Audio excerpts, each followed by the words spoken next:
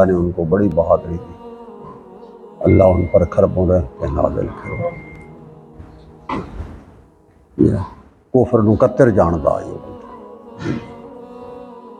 اس طرح سے غزوہ خیبر میں انہوں نے کیا، بدر میں کیا، احد میں کیا، غزوہ خندق میں جو انہوں نے عمر بن عبد ود کو جو انہوں نے للکارا تھا، جس کے بارے میں مشہور تھا کہ وہ ہے جس کے بارے میں کہتے تھے 1000 جو ہے بندے کے مقابلے میں وہ کرتا ہے عمر بن عبد ود۔ یہ وہی تھا جو گھوڑا دوڑاتا ہوا آیا اور اس نے آ کر جو ہے خندق پار کر لیا اور کھڑا ہو کر سینہ تان کر کہنے لگا آپ صلی اللہ علیہ وسلم کے سامنے صحابہ کو مخاطب ہے کوئی جو آئے اور اس کا پیغام جائے اس کے گھر میں اور پھر اس کے رشتہ داروں کے محلوں میں یہ اعلان جائے کہ عمر بن عبد ود کی تلوار اس پر چل گئی، کوئی ہے تو آئے میرے سامنے۔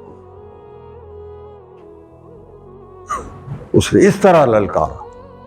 ادھر سے حضرت علی المرتضیٰ رضی اللہ عنہ اٹھے، کہاں ہے؟ میں ہوں۔ ایک دفعہ آپ صلی اللہ علیہ وسلم سے علی بیٹھ جاؤ۔ اس نے جب پھر کہا تو پھر عرض کیا رسول اللہ میرے سے نہیں بیٹھا جاتا، مجھے آپ حکم دیں۔ آپ نے کہا جاؤ مت۔ پھر آیا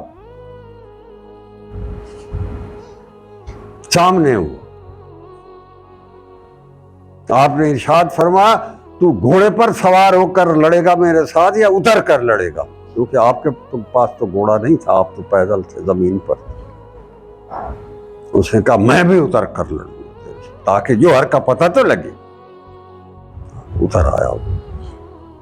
صحابہ فرماتے ہیں جب ایک دوسرے پر حملہ آور ہوئے تو اتنی دور اٹھی ہمیں کچھ پتہ نہیں چلا بھئی اندر اس دھوڑ کے اندر کیا ہو رہا ہے، ہم دل تھامے بیٹھے، اچانک اس دھوڑ کے اندر سے نعرہ بلند ہوا اللہ اکبر، ہمیں سمجھ آ گئی علی المرتضیٰ کامیاب ہو گئے۔ جب دھوڑ ادھر ادھر ہوئی تو ہم نے دیکھا عمر بن عبد ود پھڑک رہا تھا اور حضرت علی المرتضیٰ اس کے گردن پر پیر رکھے تلوار اب بتا